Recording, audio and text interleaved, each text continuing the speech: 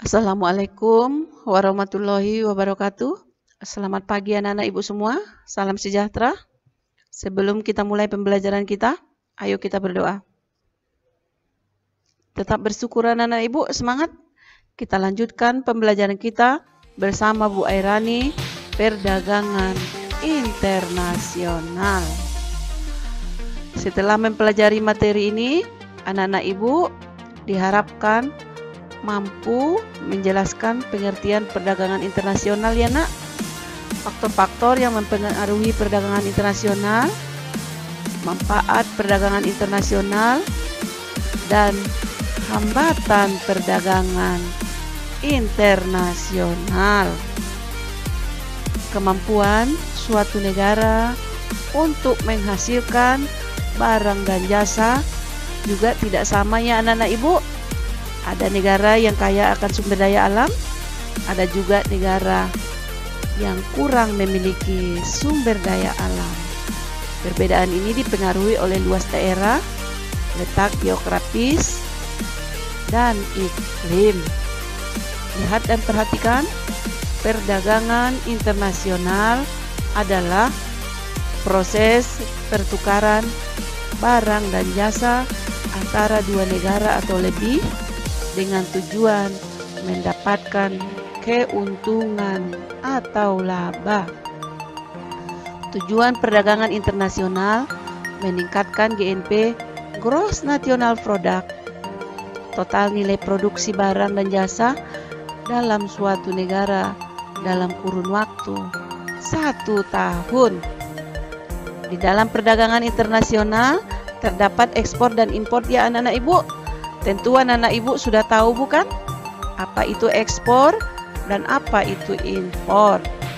Ekspor adalah kegiatan menjual barang ke luar negeri.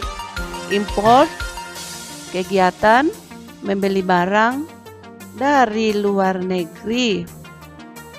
Negara yang melakukan ekspor disebut eksportir, sedangkan negara yang melakukan impor disebut importir. Lihat anak-anak ibu, hubungan dagang antara Indonesia dan Jepang. Tidak ada suatu negara di dunia ini yang mampu untuk memenuhi kebutuhannya sendiri anak-anak ibu. Jadi terjadilah perdagangan ini. Kita Indonesia kelebihan dalam produksi minyak, gas, rotan, karet, sawit, dan rempah-rempah. Kelebihan produksi ini kita ekspor atau kita jual ke Jepangnya karena Jepang membutuhkannya. Sedangkan kita Indonesia memerlukan kendaraan bermotor dan alat-alat elektronik. Oleh karena itu, Indonesia mengimpor kendaraan bermotor dari Jepang. Sehingga disinilah terjadi hubungan dagang antara Indonesia dan Jepang. Kita lanjutkan anak ibu, lihat dan perhatikan. Ini adalah perbedaan perdagangan di dalam negeri dan perbedaan perdagangan internasional. Ini ada 7 poin ya anak-anak ibu. Kegiatan yang dilakukan dalam satu negara itu perdagangan di dalam negeri ya. Sedangkan yang internasionalnya itu antar negara anak-anak ibu. Yang kedua, pembeli dan penjual cenderung bertemu dan berintegrasi langsung. Lihat ini, video ini. Ada tawar menawar, ada jual beli.